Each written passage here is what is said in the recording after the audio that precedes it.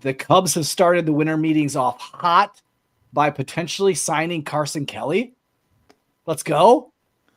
Is that the winter meetings hot stove that we want cooking for the Cubs right now? It's a nice little warm up pot. We've started some chili. We've browned up some beef. We've ground beef. We've added some beans, but now we gotta let it stew off a little bit. Maybe add some chili pepper. Maybe trade. Maybe add some some tomato. You gotta fill up the arm barn with something. So build ourselves a chili soup or something. I just like that I tried to sound like that was an awesome thing, and Jeff's face was like, "Wait a minute." Like, was I supposed to be excited for that? I don't even know who Carson Kelly is. I think he has a red beard, doesn't he? It's kind of reddish, so that kind of fits in. Okay. It isn't a done deal yet, but news on the street right now with the Twitterverse or Xverse or whatever the rumors are that the Cubs are potentially going to sign Carson Kelly. It's been a while for us. We haven't been on. I know. We just needed to take a break after a long season, but we'll be back a little bit more frequent now. But since the winter meetings are happening right now, we wanted to jump on and talk some Cubs because there are things that are going to happen. This club is going to make moves, and something that, like, we were talking even before the show. The biggest thing that I've seen the Cubs do this offseason is they're going to have a very new look bench. And when you look at all the struggles last year with guys getting injured and not having a solid bench piece, or we are having Nick Madrigal try to play third base, or just those scenarios, our bench is going to be totally different. A lot of those pieces have yet to be added, and they're going to be added here in the next couple of months. And so that's where I want to see us make significant steps forward in securing this team. Because really, like we've talked about it last season in depth, is that there's not a lot of holes to fill in this lineup. I mean, there's definite ways we could improve and get better players, but we have guys under contract. So there's not a lot of spaces to be able to fit any new guys. Almost all of our position players are filled up and under contract. So it's going to have to be done through trade. So the other way that you can do that is making that bench better. And so hopefully we can see Jed do that over the course of the next couple of weeks. But the winter meetings have been jumping off, and we got to listen to a little bit of Jed Hoerner today. So I'm going to play a clip of Jed, and then let's jump into a little bit of winter meetings talk. And something we'll be focused on for the rest of the offseason. I don't think we're done looking at starting pitching. Right. We have, I think we have real depth of starting pitching, which I'm excited about. Whether it's Ben Brown or whether Wesneski, Assad, Kate Horton, hopefully in the minor leagues. Yep. And we have Jordan Wicks. We have these guys, but I think guys we watched in the playoffs, like we can't have enough these days, right.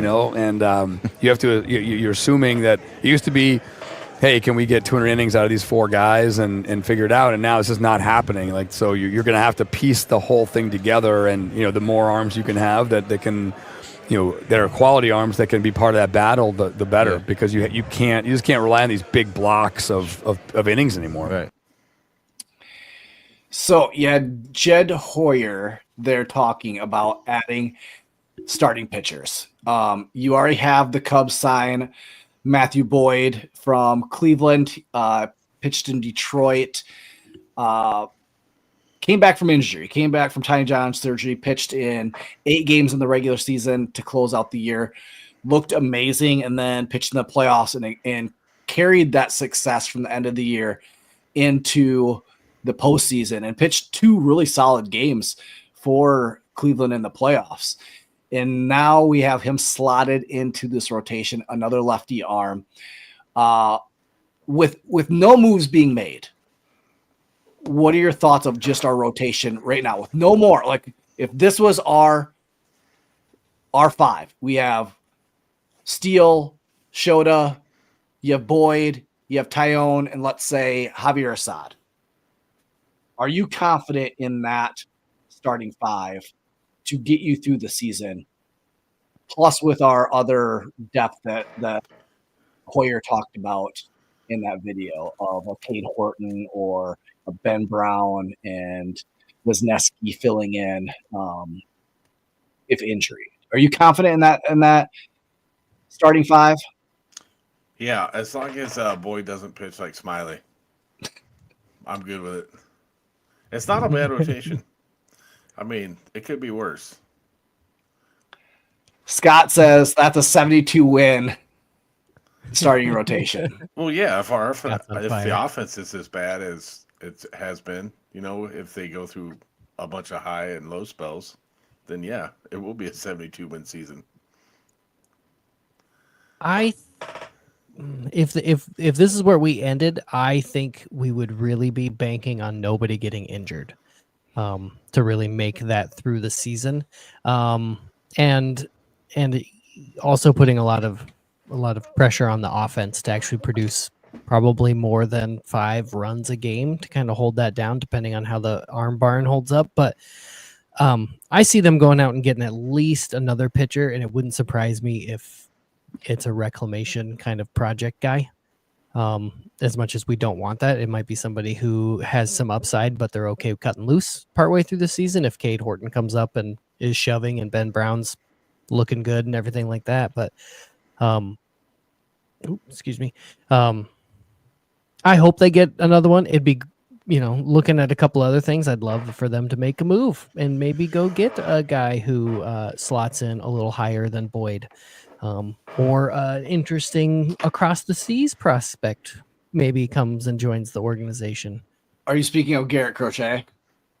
I sure am in one of those. So with that, Garrett Crochet, the rumors have been out there that Garrett Crochet is available, and I will bring up this tweet from Jacob Zanola. Said several sources, and this was a couple days ago, so December 5th, said several sources have indicated that the Chicago Cubs are currently in active negotiations with the White Sox and Seattle Mariners, which we've heard the Cubs linked to Seattle and Nico Hoerner for the last 2 months on a potential 3-team trade, which if you're going to make a deal with Crochet, probably that's the only way that can be done. Straight up, the Cubs probably aren't willing to give up as much as the White Sox want, because I've heard that the price tag for Crochet is pretty high.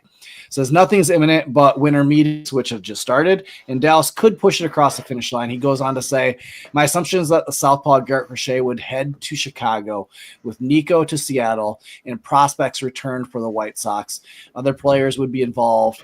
Just a vague idea of framework. So with that, let's say that's the deal. We give up Nico Hoerner, and let's say we have to give up maybe Kevin Alcantara or maybe another top 15 prospect. And in return, we get, like, I'm thinking Ben Brown going maybe 2, or I know we don't like it, but Owen Casey in that trade. To be able to get a Crochet, you're going to have to give up something of pretty good value. And the way that we could get around having to give up Owen Casey is making a 3-team trade. And that's where Seattle comes in. Seattle really wants a Nico Hoerner. Would you make that trade? Jeff, would you make that trade and get Garrett Crochet, which is a top, he power arm, throws hard, could fit in as a closer if you want to protect his arm, but really when you're making a trade like that, you wanting him to be a starting pitcher. Was lights out first half of the year, struggled a little bit second half of the year, but still he slots in as a number 2, 3 in this rotation easily. And even with a good rotation, then you would have is your rotation Steele, Shota, Boyd, Tyone, and then Garrett Crochet. As long as the White Sox don't try to give us Andrew Benintendi, just, as a parting gift. It's fine. Nice. Well, you can. What are your thoughts? I think it's an interesting prospect because there's a couple reasons why it has to be a 3-team trade to make this happen. Just the asking price on Crochet, but it's also interesting because this really comes down to Seattle wants Hoerner, but does not want to give up their starting pitching to get him, and that's what the Cubs want from them. And so it's an interesting little like piecing these all together takes a lot, but I could see it working, and I would be okay with it considering the logjam we have in the outfield right now, and maybe trying to push down instead of somebody like Owen Casey. Maybe you throw in a couple of other lower tier, not lower tier, younger prospects, because we seem to have a ton of those, and they don't always pan out. They're good trade bait, I think, is what I've heard around, or how it's referred to. But I think that would be a fantastic addition to our starting rotation. Having a firearm in there amongst all those kind of control guys would be good. It would fit in very nicely. Do you think that like Jed is like, okay, taking a look at the Brewers and how they've done it for so long with just solid pitching and just enough offense to get them into the playoffs, and he's looking at this division and he's seeing now with Willy Adames leaving the Central and going to the Giants, they seeing like, oh, I could kind of mimic that, save money, and just get a really good pitching, and we can get into the playoffs. We're not going to do any damage in the playoffs, but we can make everybody kind of happy, the fan base happy, and we can just have a really good, solid pitching. I'm not willing to spend money, but I am willing to trade assets to be able to do that. Do you think that's where he's at? Like, I don't know. Like, you look at the Brewers. The Brewers have had all the solid pitching. Wow. It's like it's a copycat league, and everyone's going to try what everybody else is doing. And I do think Jed is feeling the heat from the fan base that they want to see some winning. But it's not going to be enough just to get into the playoffs and not make a dent. There's fans out there that waited forever for the season of 2016. It's been 8 years, and they've missed the playoffs the last 4. Like, people want to see the Cubs in another World Series. Well, and we keep getting told it was going to be a short rebuild, just a retooling, and it's taken forever. Is this Hoyer's last year? Yes, this is Hoyer's last year under contract. Yeah, I could see this being a little bit of kind of a lame duck push of we just have to make the playoffs, and I can also wouldn't surprise me if he's being told from above that he can't do a ton because they don't want to handcuff whoever may be coming after him if he's not extended or given another contract.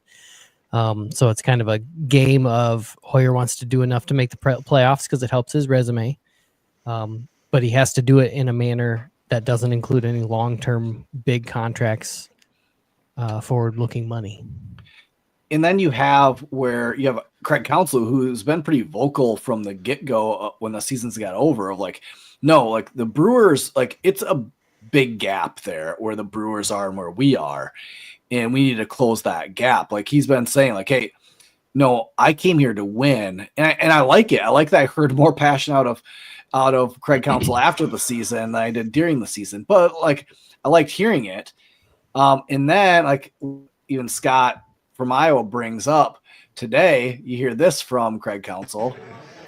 I expect the team to look different in spring training than it is now, yes. Scott, that's because we're getting new unis.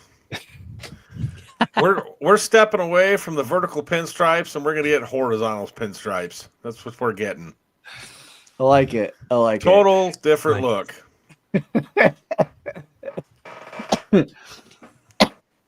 I like it. Jeff, you killed me. But with that, like the other trade that I've kind of seen out there is this one, where you get Luis Castillo from the Mariners in exchange for Cody Bellinger and Nico Hoerner. And I can't remember the other guy. He's a shortstop, minor league shortstop for Seattle. That would be in the trade. In that one, you're not getting a elite guy like Garrett Crochet but you are getting Luis Castillo, who's been lights out. He's been in the NL Central before. Still would slot as a top 3 guy in our rotation. And the 14.1 and the 14.2 is the money value that you'd basically be exchanging there. So I don't know. Well, do you think that would be a valuable trade where you're giving up Belly, where you're more really just trying to clear cap space there as a throw-in, and Nico is basically the straight up for Luis Castillo? Well, at this point, we're probably not going to get a whole bunch for Belly, and yes, the deciding factor that is to clear up cap space, because really Bellinger is going to be a DH and a first baseman. I think there's still a lot of value to Cody Bellinger. I think putting in with the right team, he can help that team win a ton of games. And so I think, like the Yankees, I think there's a good opportunity to make a trade with the Yankees with Bellinger, because there's an obvious need now, and the Yankees have money to spend that they didn't get Juan Soto, which maybe we could take a pause and a timeout and talk about that deal, because that deal really got the winter meetings off and rolling. A 15-year, $765 million contract. I saw somebody tweet out, I too once signed a 15-year contract. It was a 1998 for a Mercury Mountaineer that I'm still paying off today. So yeah, it's like it's a crazy amount of money. And it's crazy to think that the Yankees offered him close to the same amount, and he turned it down and went to the Mets. My buddy, one of my students, he's a diehard Yankee fan. He came in and he was mad, but at the same time, he's like, still my plan. We're going to go get Santander. We're going to go do all this. Yankees, like, we're going to trade for Belly and put him at first base. And so, like, even he is like, I want Belly. Like, I think Belly can add value to the Yankees. And I'm too. Like, I think you look at Seattle. The reason what hurt Seattle last year was they had amazing starting pitching. They didn't have any offense. They really struggled to score runs. And it's like they got a Rosa. Did they get a Rosarina? Yeah, isn't that the guy we couldn't get out? Every time when we had that series against him, like he was on base, driving in runs. Yeah, nonstop. But like, yeah. So like you have like a team that just needs some offense. And so a Bellinger fitting into that might help them score some more runs. And so I would say, like, if I was Seattle and I'm looking at my lineup, I have Cal Rowley at catcher. I have JP Crawford in the infield. I have a Rosarina, but really Victor Robles. You have Julio Rodriguez, who's their best player. Mitch Haniger. You have some decent guys, but you don't have – you throw in – who'd they have at first base last year? Was it Locklear? I don't even know who they had at first base last year, but you throw in a Belly into that Seattle lineup, and that makes that lineup a lot better. And so if I was Seattle, I'd be thinking about that. Now, I know the Cubs would really want to go get like Kirby or Gilbert from their starting rotation. Like, the thing is that Seattle has a ton of arms, and they're maybe willing to give up one of those arms. I've heard Brian Wu. I don't think that's going to happen. But you hear these guys being thrown around, and the Cubs have a guy like Nico Hoerner. If you throw Nico Hoerner and Cody Bellinger into that Seattle lineup with still their rotation, that's still a really good Seattle team. And it's going to make our team better with getting a little bit. And then it frees up a little bit of money where we could go and spend and get that good bench that we need, or getting a bullpen that we need. I'm going to say right now, I think it's very important for the Cubs to go into the season having the bullpen figured out rather than the last couple of years. I think that really hurt us last year. It took us forever 3 months to figure out the bullpen and get that thing figured out. And once that stabilized, then we started winning some ball games. We didn't give up a whole bunch of runs in the 7th, 8th, and 9th, and it helped us. So, like, we need to go in the season having a stable, solid bullpen. So maybe that frees up space to go and pick up some bullpen arms. What bullpen arms would you want to see, Jeff? I'd actually like to see us get like a for sure lockdown closer. I know there's been some talks about trying to pick up Carlos Esteves from the Phillies. I'd really like Andrew Chafin. I miss that guy. Yeah. He's been talked about, brought up as a lefty arm. AJ Minter is another lefty arm that was been brought up today. Pitched well for the Braves, I think 2 years ago. I think last year he was injured. I've also heard Kyle Finnegan and Kirby Yates as other potential bullpen arms that they could go after. There's a lot out there, but who knows what they're going to go after and what they're going to actually try to sign. Right. And I'm with you, Jeff. I really think a for sure closer would be a nice thing to go into the season.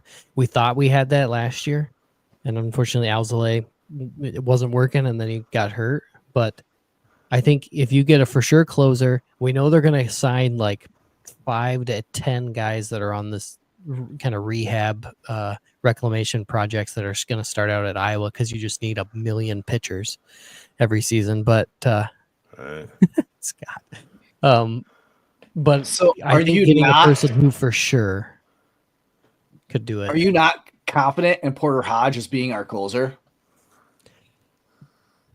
It would be real nice to have an experienced closer for him to learn off of. I'm not saying we got to give somebody like 5 years on a contract, but I don't know.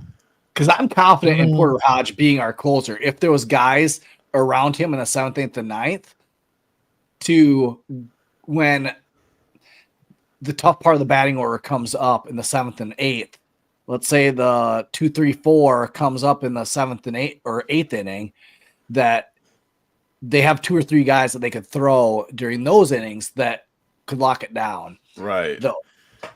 The thing is, enough arms in there so you're not always leaning on the same people night after night, burning them out by the end of the season. What do you? I don't understand. Like if you're a bullpen pitcher and you're going to maybe see the field once every couple of days, how can you not do your best? And if you know you're struggling, how can you not feel bad about struggling? How do you have like one job? Go up and get one guy out, maybe 3 guys out. Scott, I'm with you. I would sign Trevor Bauer so fast. The dude can pitch. The dude has done it in every league. He would add some entertainment. He would be fun.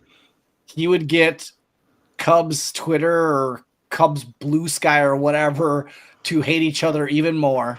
Like it would be very entertaining to watch Cubs fandom blow up at each other over a Trevor Bauer signing. Oh my God.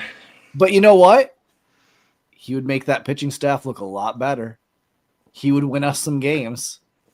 We've had worse guys than Trevor Bauer on our team that have done a lot worse than him. And so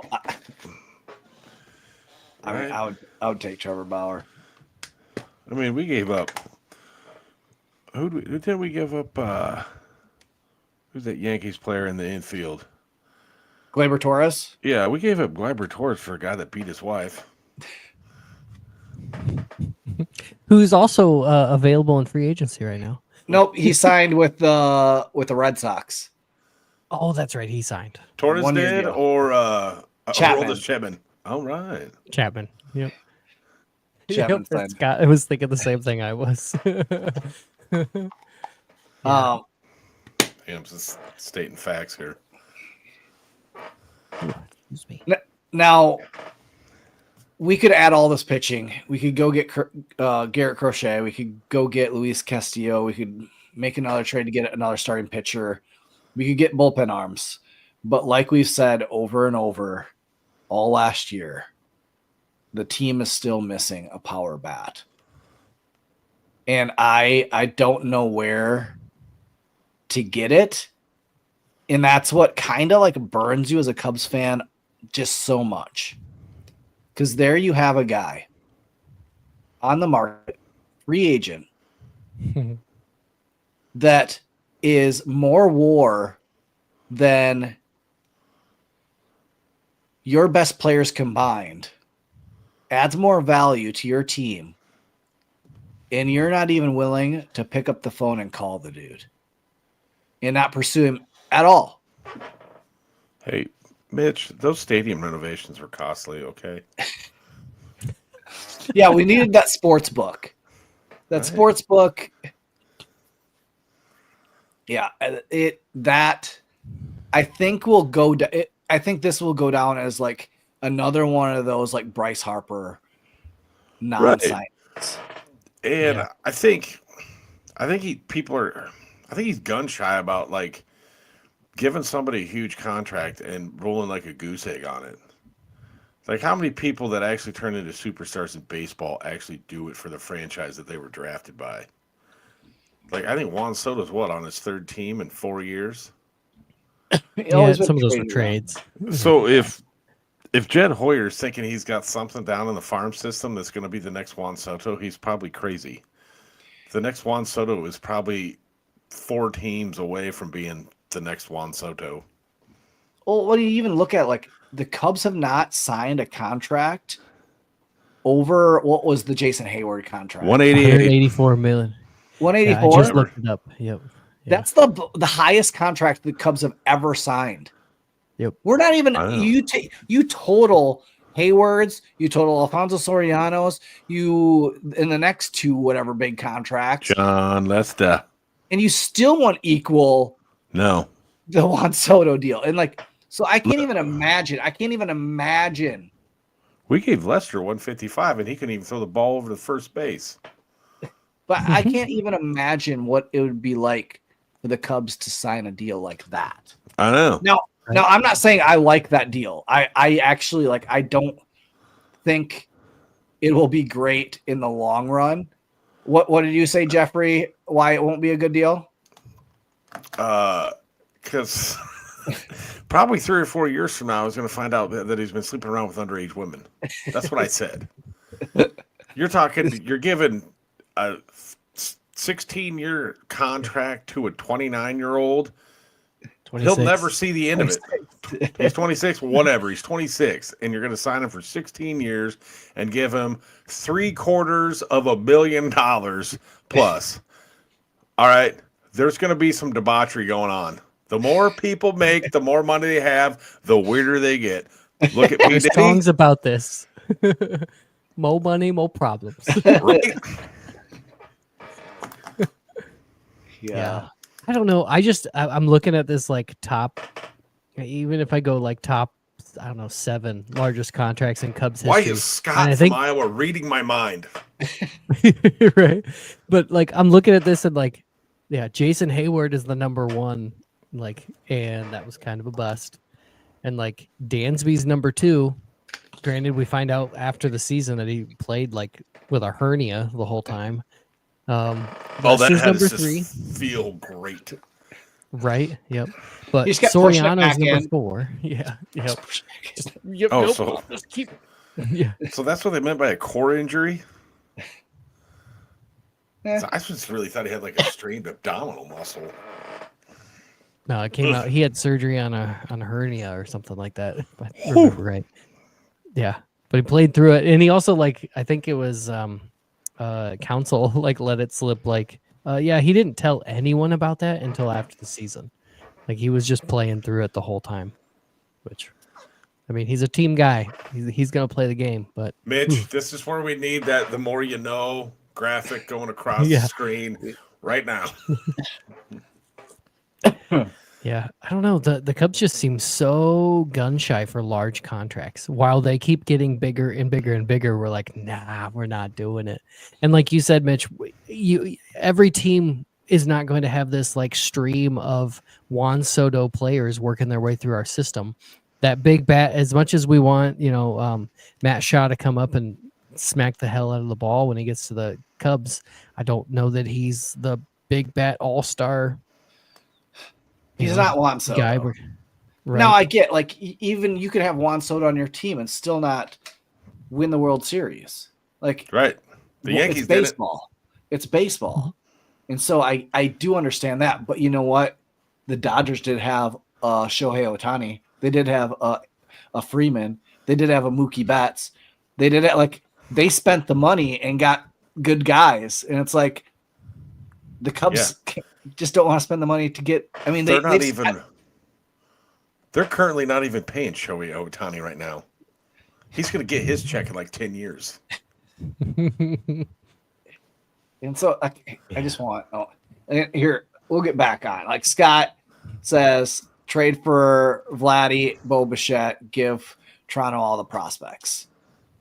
And that would if you traded, let's say you traded Nico Hoerner to Seattle and you got Luis Castillo, you made that trade, and then you trade prospects like Kevin Alcantara, Owen Casey, you throw in one of the pitchers, and you get Vladdy and Bo Bichette, then you have Paredes, Dansby, Bo Bichette, and then Bush around the infield. Put Bo Bichette at second base.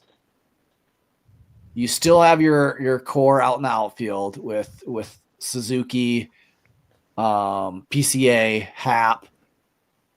You have Carson Kelly and Miguel Amaya catching. Does that move the needle and make your offense that much better by getting Bo Bichette and Vladdy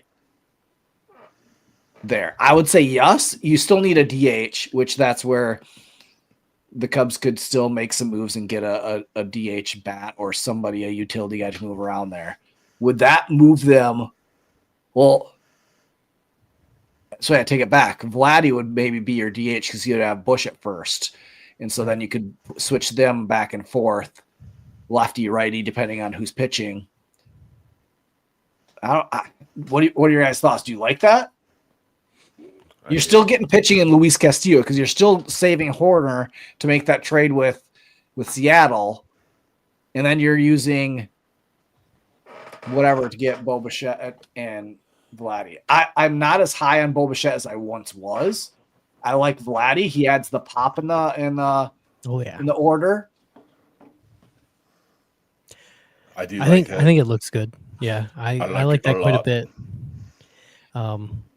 Now, is Jed willing to make those moves? Do you think Jed's going to play 3-tier chess and work these deals with these multiple teams?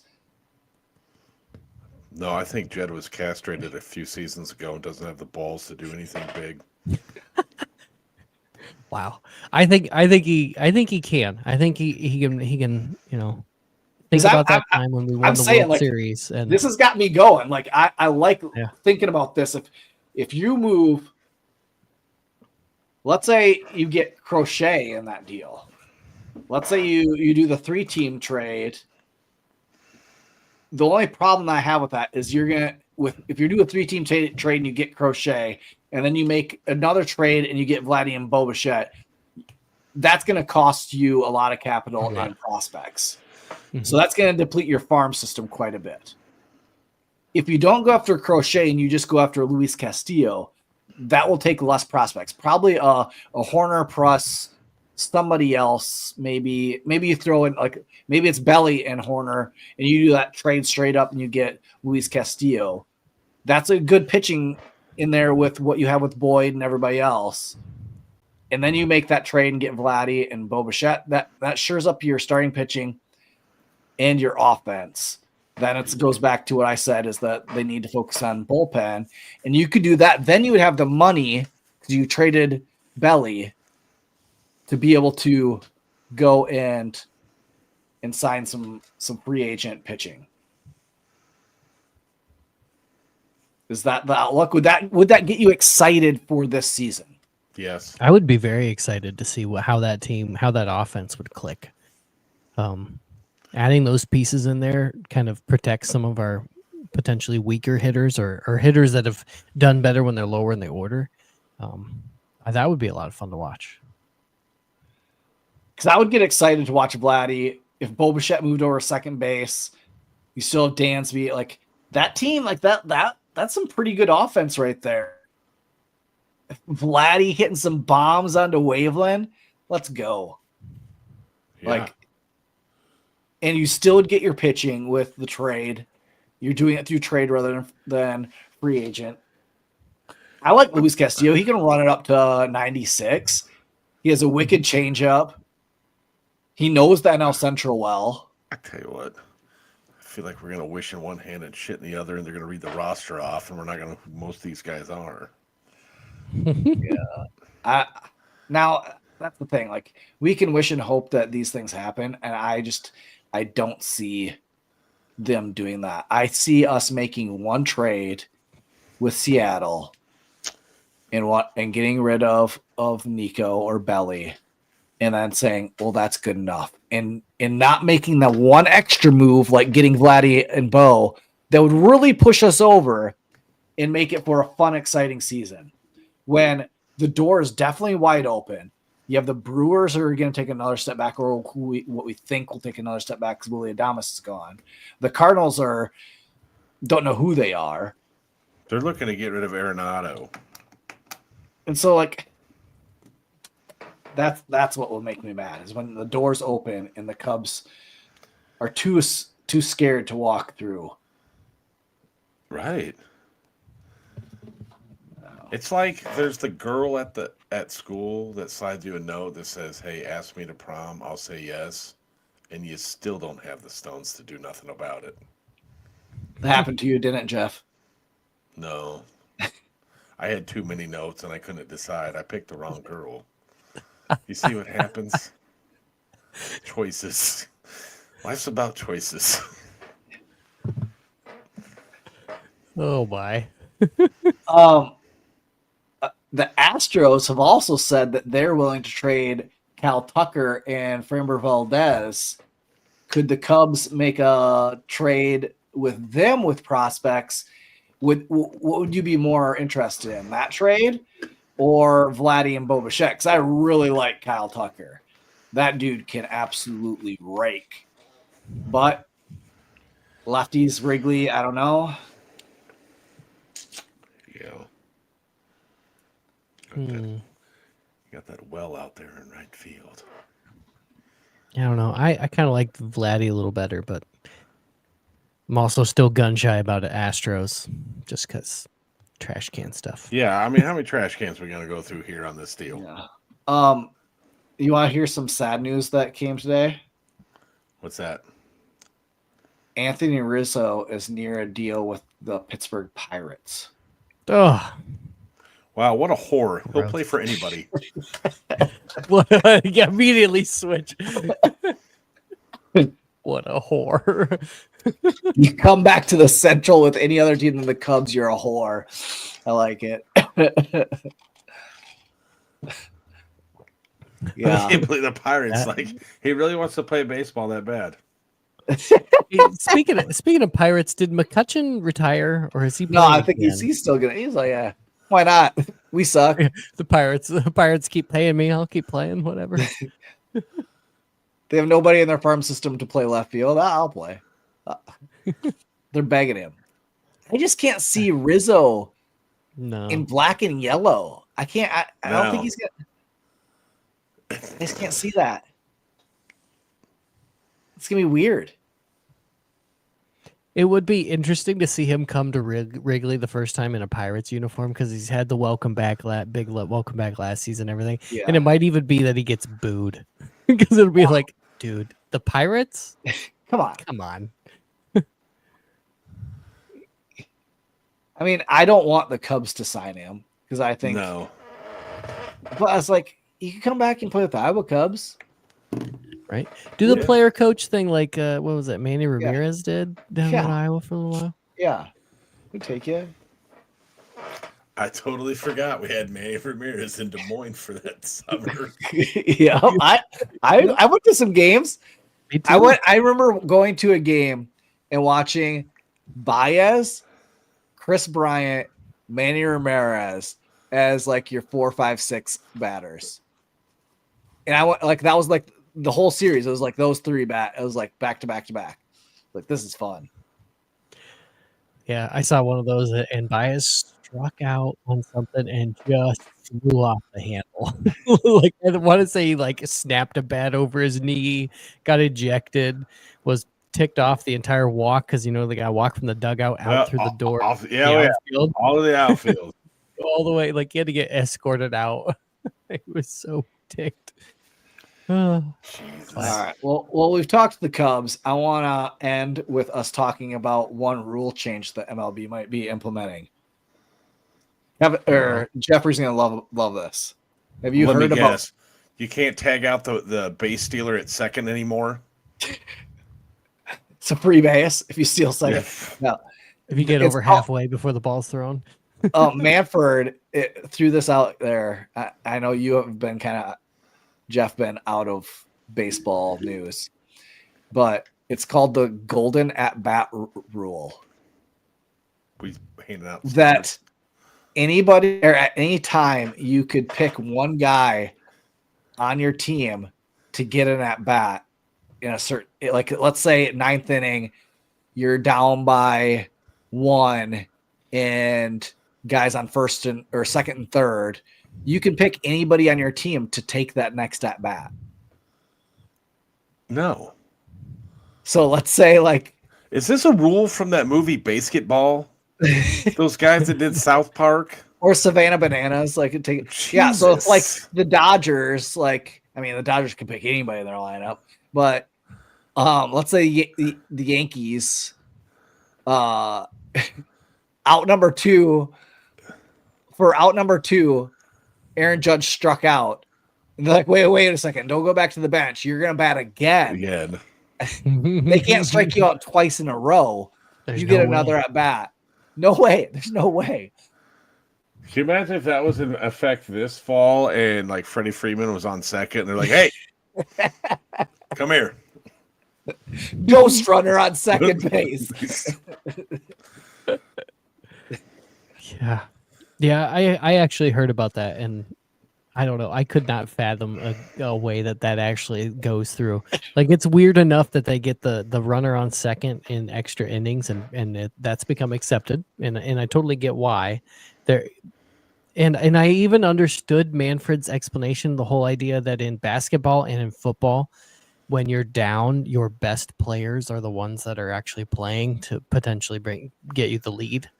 Or to take control of the game. However, that's not how baseball has ever worked. It's about building the whole team, and having that entire cohesive unit. And yeah, if your 9th batter comes up, then I guess whoops, we didn't trade for another guy. But then I think about the 2016 World Series. I mean, that's when the shortstop for the Cubs.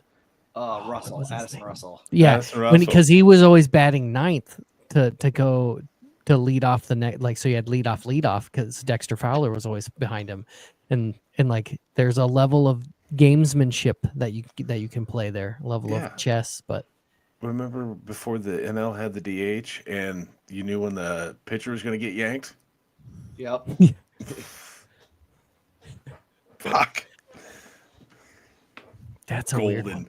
Golden bat. Is it a single at bat in a game? You can do it once? Just one. I think you can just do it once. So, does every player going to have a model of their bat spray painted gold, or do they get a gold colored batting helmet? I don't think they actually have to use a golden bat, but that would be cool if they did. The managers have a golden ticket. They have to run out and throw, or a golden flag. They have to run out and throw onto the field. Part of me kind of likes it because it's like, think about if you're playing wiffle ball in your backyard and you're like, yeah, this guy, I don't know, just where rules don't really exist, you're just making up things. That's kind of how it is. But at the same time, this is professional sports. Let's get it together and not just make up these wonky rules that really don't fit into the actual game. That's something that compares nothing to baseball, but I guess it's another professional sport, and that would be NASCAR. Has changed their rules over the years to try to make the races more exciting for people, and it's gone the wrong way. What rules have they done? I'm not a NASCAR guy. So instead of just racing for 500 laps, you start on lap 1, and if you're across the finish line first at lap 2 whatever for the 500 miles, you're the winner. No, they have cautions every so many laps where they got to go in and do a mandatory tire change or this, that, and the other thing. And then there's points. They've adjusted their points.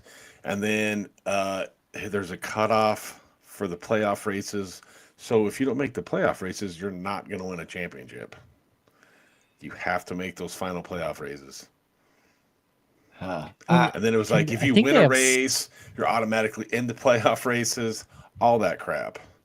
They start tweaking the game of baseball, they might people might not start continue to watch. Well, I just think Manfred's hey, I've done some pretty good things with adding the DH and doing this thing at second base that hasn't been totally bad. What next could I do? What can I really I'd rather robo umps before that.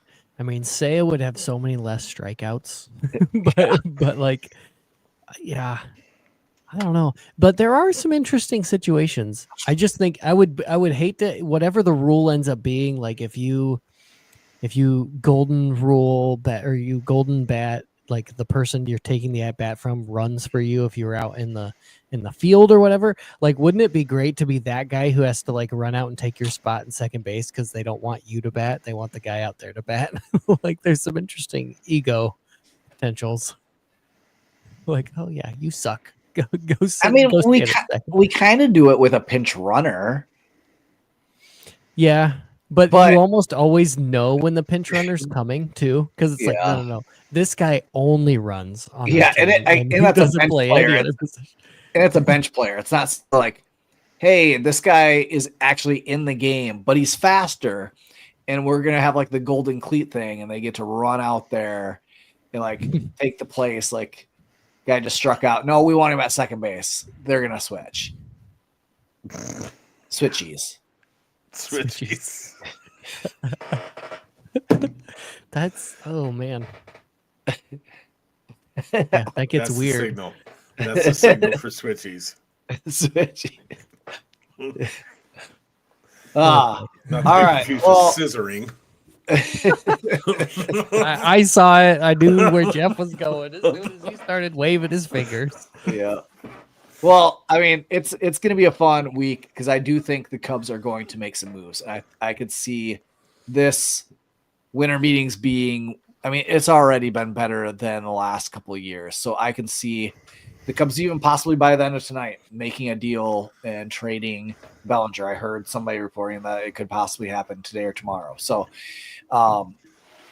if that happens, maybe we'll be on next week and talk through it. I don't know, but it's gonna be exciting to kind of see what the Cubs do and how they piece this thing together. And yes, I'm mad the Cubs didn't pursue Soto at all.